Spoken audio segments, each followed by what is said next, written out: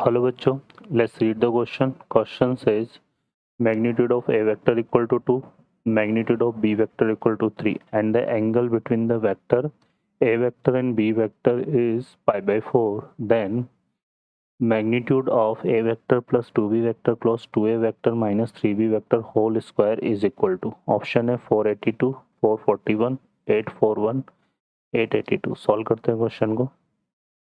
तो इस क्वेश्चन के लिए जो की कॉन्सेप्ट है वो देख लेते हैं यहाँ पर हम। की कॉन्सेप्ट तो हमारे पास रिजल्ट होता है magnitude of A vector cross B vector square equal to magnitude of A vector square magnitude of B vector square, यहाँ पे इसी को हम ले लेते हैं, एंड साइन थीटा, फिर जो थीटा है वो क्या है, angle between A vector and B vector is theta.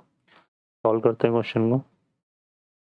अब इस क्वेश्चन में हमें देखें यहाँ पर क्या फाइंड आउट करना था, magnitude of A vector plus 2b vector cross 2a vector minus 3b vector और इसका स्क्वायर।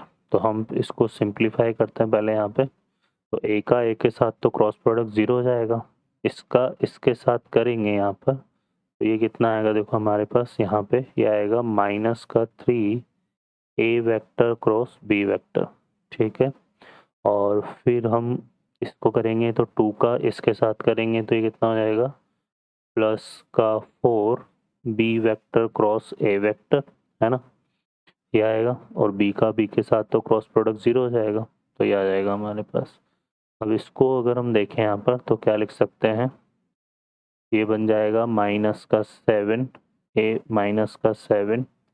ए वेक्टर क्रॉस बी वेक्टर का होल स्क्वायर।